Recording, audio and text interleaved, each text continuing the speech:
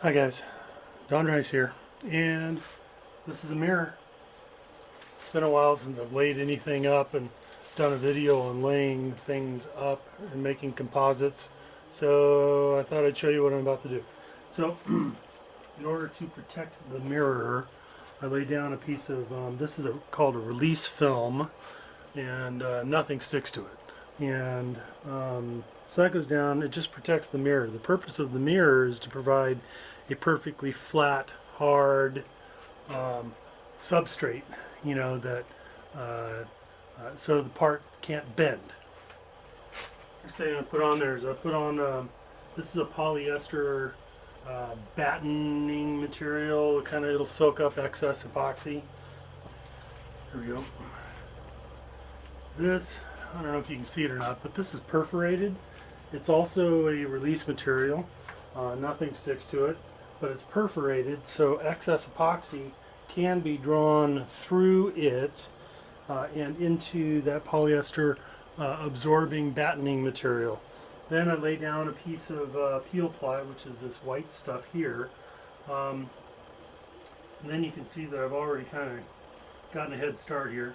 This is a piece of 12-ounce carbon, and this is one of the engine baffles. So I knew I had to put resin on the baffles, just to make them fuel proof. And then I thought, you know what the hell? It's nose weight anyway. Why not lay these things up, add some carbon to them, make them even stiffer and less susceptible to being squeezed together by the bolts and stuff from the brackets that hold these things in place, and so forth. So this is one layer of 12-ounce carbon. Peel ply will make sure that the carbon has a nice finish on it. Then the plywood, which has had some epoxy smeared on it, and then and then what I have going on over here is, the scale weighed out and made some resin. It's been mixed up. Here's the next piece of carbon that goes on to that baffle I just showed you. I use this is a hotel key that I use to spread this around, and let me grab some gloves. So most of these kinds of layups, there's multiple layers involved, and this is how I do bagging, and there's probably other ways to do it. I don't care about those because this one works for me. The most important part is your part. This, by the way, is the other baffle, and we'll be getting to that one eventually. And so it's the part and the cloth that you want to use and the resin. So those are your three key components, and the rest of this stuff is all just it's just more things to spend money on. You've got the release film, you've got the perforated release film, peel ply, and that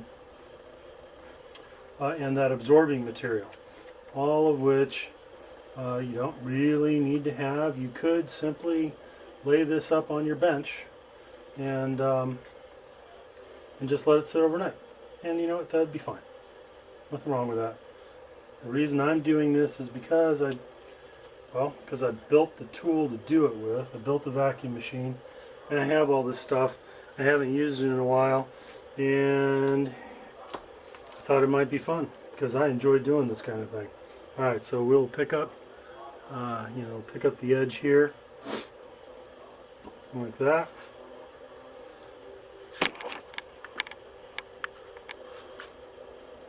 It's down there. It's more down there. Stupid cameraman. Alright. Not doing anything that big a deal. Just gonna lay that on there like that. That's it. Done.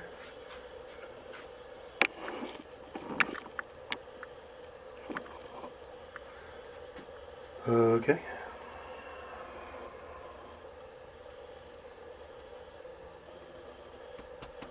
Bigger piece. We'll go like that. And this particular one has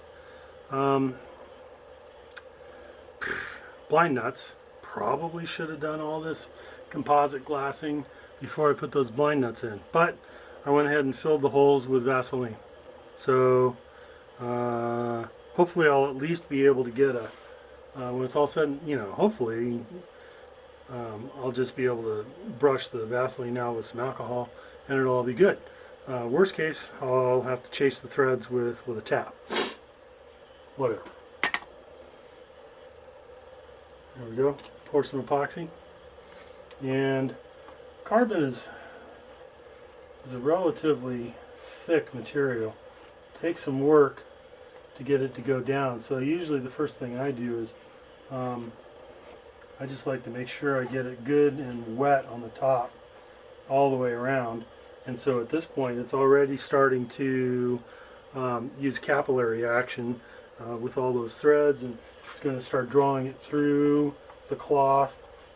So you can't do that if the cloth is dry. So get it wet as quick as you can, and just start moving it around. You can start applying more and more pressure.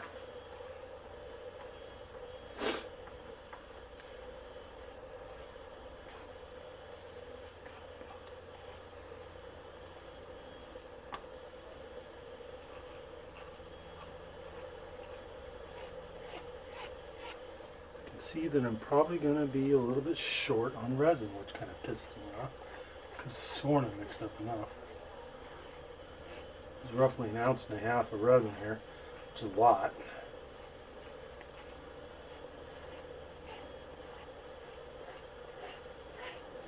Alright, and my intention here is to make a pretty wet layup, because what I want to have happen is I want the, I want some of that excess resin to actually be absorbed into the plywood. I'm also going to put some of this resin on the plywood.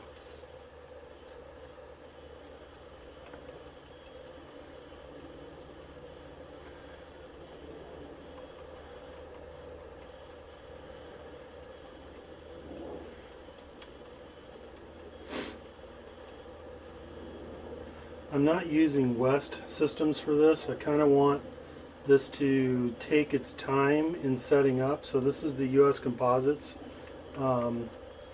resin. I think this is the 500. I don't remember what the number is. It's the stuff that InvertMass likes so much. It's a lot slower than West systems. Even if you use the slow hardener with West systems, this is a lot slower, and that's nice, especially if you want penetration. And what I want here is for this resin to penetrate as deeply into the wood fibers as possible, to make the strongest matrix that can be made.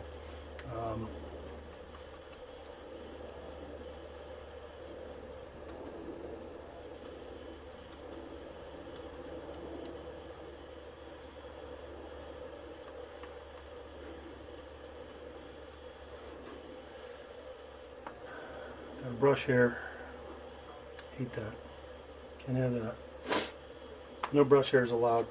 Okay, so I have to remember how this goes. You can see this is cut out with something in mind, so that goes like that. Alright, so okay.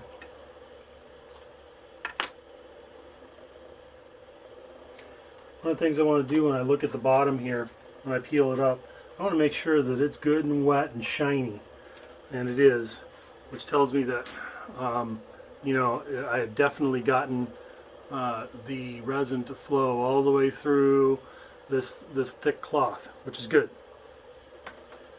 which is necessary.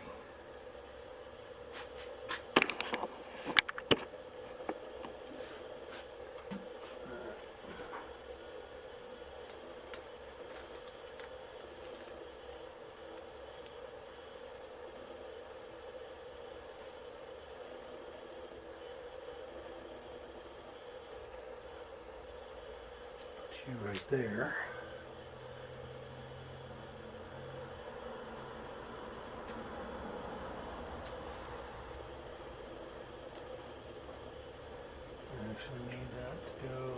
closer in. I could have made the battening material a little bit longer.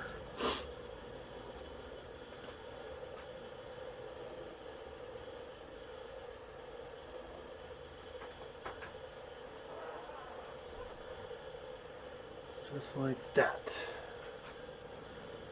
One of the things I forgot to mention is I've also made these little pieces. These are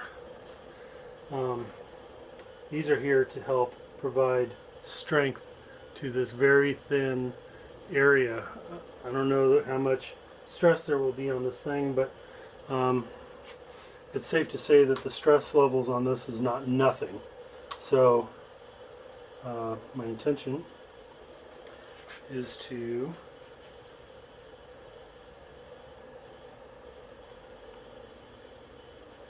put this in there.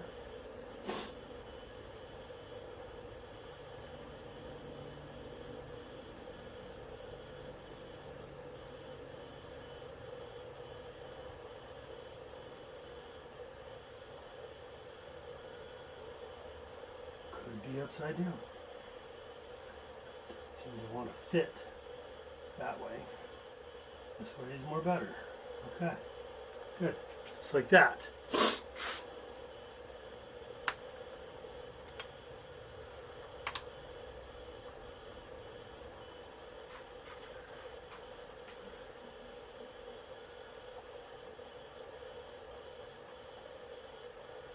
This side actually got a good bit of resin on it just from sitting on the plastic coating while I was resining up the other side, so I really don't need to add much resin there, which is good because I'm almost out of resin.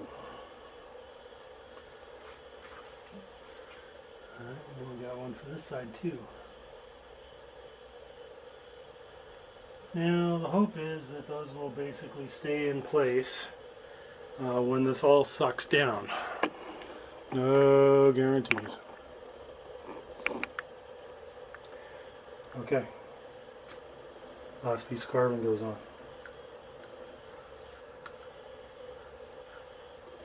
Hoping we have enough.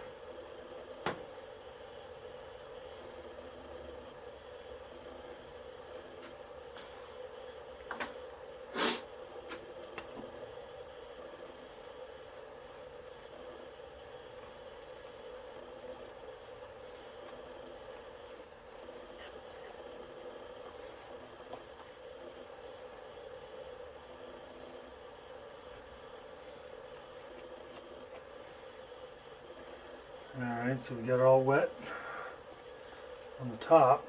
I'm going to let that kind of work on itself for a minute while I come over here and try and find a little bit of excess on the plastic. This is basically just saran wrap here. There's a little bit.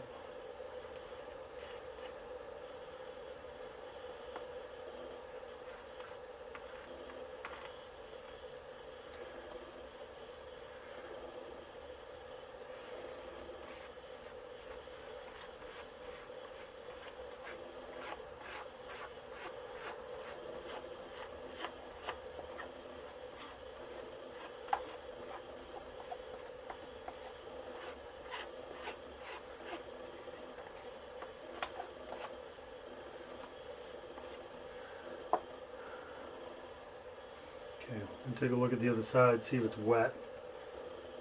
Yeah, it's wet. And it's got a little piece of balsa wood in it. See? Right here? Can't have that. I'm not entirely sure how that got there. But this is wet. So, call it good enough. Wish I'd had just a little more. Make it a little wetter. But this will have to do. Okay, so we're going here with it. Something like that. Chances are pretty good that my little carbon strengtheners are going to find some other place to go. You know what I may do? No, I can't take it out because I don't know where it'll go. It's kind of annoying. Alright, and then so we'll just hope for the best. And we put a piece of peel ply on there. I want it to be smooth.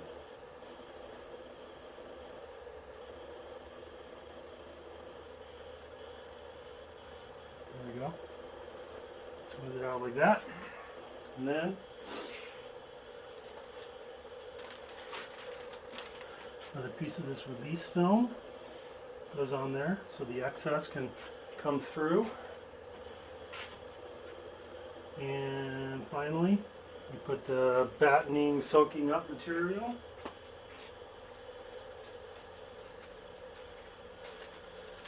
And then there's another piece of release film here to keep the whole mess from sticking to my vacuum bag. Okay, there it is. That's the sandwich. Let me go get industrial suck. I'll be back in a minute. Hello, I want you to meet my little friend.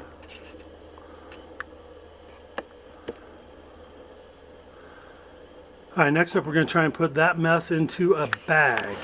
That can be a little bit of a, well, it can be a little bit of a goat fuck trying to get all that stuff into a bag, but let's see what we can do. My bag is bigger than it needs to be.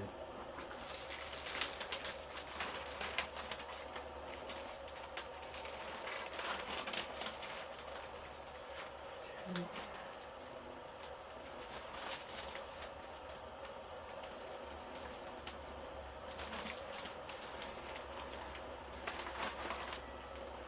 Having a really large table with lots of available space, you know, is a luxury that I don't have, because it's a whole lot easier to do this kind of thing if you've got a great big table.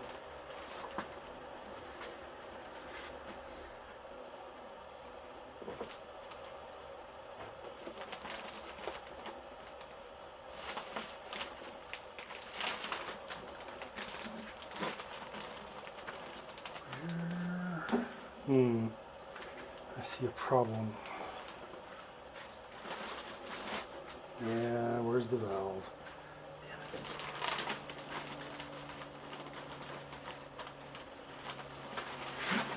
I know what you're thinking, Thomas.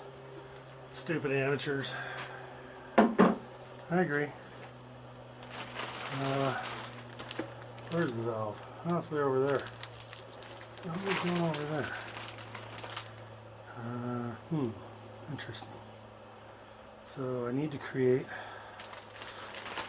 a path for the air to get to the valve. Forgot about that part. Here we go.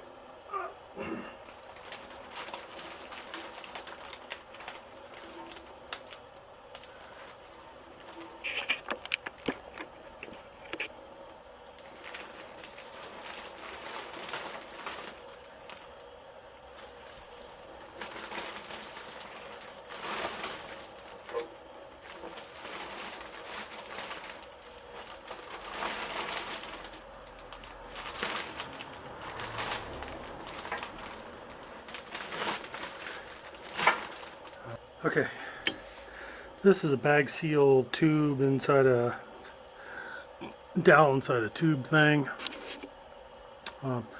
These work really great. You just sandwich the bag inside there, squeeze it shut with the dowel, seals it all off. As long as you don't have any folds, wrinkles, those are bad.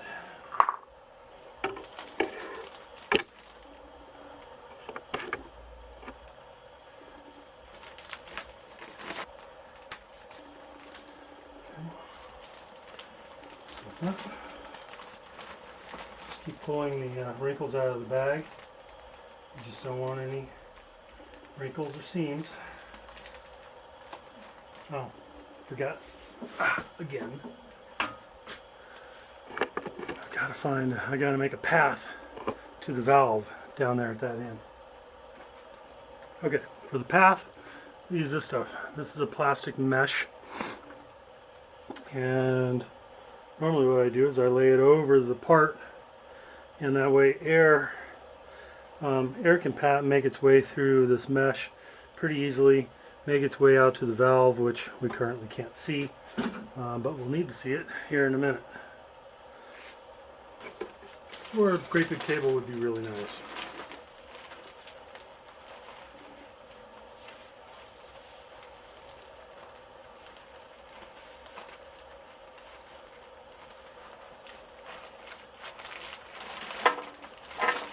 There, now you can see the valve. And it's basically where I need it to be.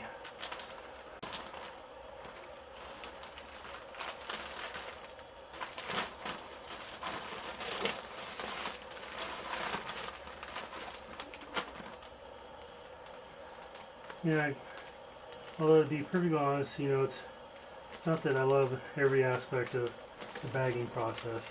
Actually putting all this shit into a bag is my least favorite part.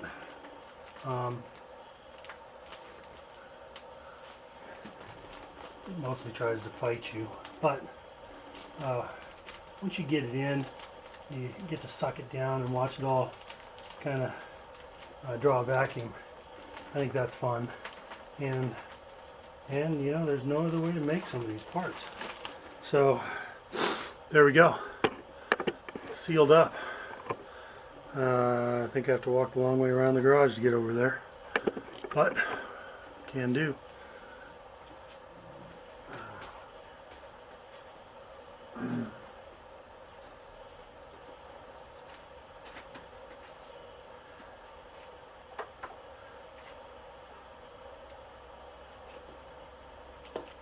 So put a QD on there like that, hit the button.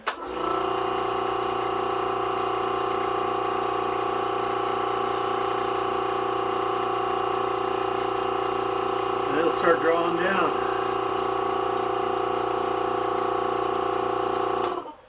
Once we get down to a certain point, I like to play with the bag a little bit and make sure we got everything going down smoothly, no creases. There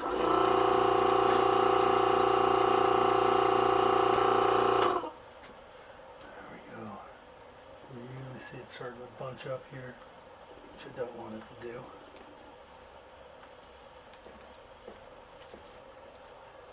Okay, there we go.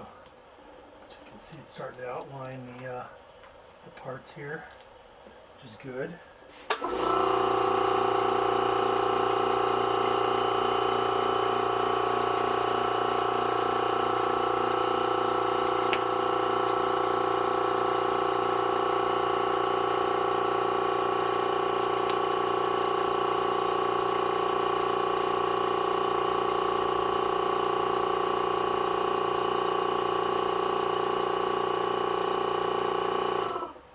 Okay, turned off at 27.5 pounds. You can see the resin starting to wick through into that absorbent batten material. You can hear this over here, not making the best seal, so I'll have to jerry rig something together to hold this at a proper angle to maintain the pressure. And with any luck, those little braces in here are staying more or less where I wanted them.